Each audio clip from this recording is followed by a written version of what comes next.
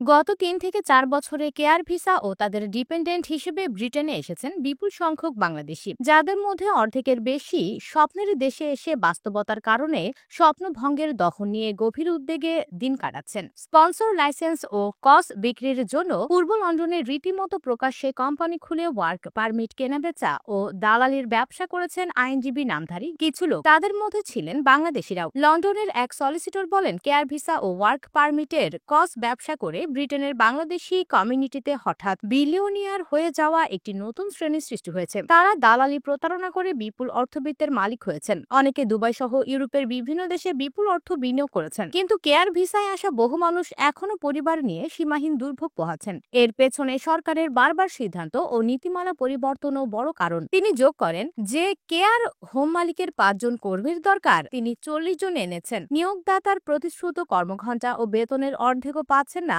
আমাদের হাজারো কর্মী। আবার এমন কর্মীও এসেছেন যারা কেয়ার দেওয়ার জন্য প্রশিক্ষিত না, ন্যূনতম ধারণা নেই তারা যাদের কেয়ার দেবেন সেসব ব্রিটিশদের কথাও বুঝতে পারেন না। হোম অফিসের উচিত ছিল প্রথম থেকে যিনি কেয়ার ভিসায় আসছেন কর্মী হিসেবে তার দক্ষতা যাচাই বা নিশ্চিত করা। এদিকে যুক্তরাজ্যের অভিবাসন ব্যবস্থা নিয়ে সমালোচনার ঝড় উঠেছে, কারণ কাজের ভিসার নিয়মকানুন পরিবর্তনের বিরুদ্ধে ব্যবসায়িক প্রতিষ্ঠান, অ্যাডভোকেসি গ্রুপ, এমনকি সরকারি পর্যবেক্ষকদের তীব্র সমালোচনা চলছে। বিতর্কটি দক্ষ কর্মী ভিসা রুটে সাম্প্রতিক এবং আসন্ন পরিবর্তনের কার্যকারিতা এবং প্রভাবের বিষয় নিয়ে, সম্ভাব্য অর্থনৈতিক প্রভাব এবং অভিবাসী কর্মীদের প্রতি আচরণ নিয়ে উদ্বেগ বৃদ্ধি পাচ্ছে। ন্যাশনাল অডিট অফিস জানায়, ২০২২ সালে ৫৩টি থেকে ২০২৪ সালের প্রথম ১০ মাসে স্কিলড ওয়ার্কার ভিসাধারীর সংখ্যা ৫,৩০০ জনে উল্লেখযোগ্যভাবে বৃদ্ধি পেয়েছে। এই তথ্য এমন এক সময়ে সামনে এলো যখন সরকার গ্রীষ্ম প্রত্যাশিত একটি শ্বেতপত্র প্রকাশের প্রস্তুতি নিচ্ছে, যা যুক্তরাজ্যের ভেঙে পড়া অভিবাসন সিস্টেম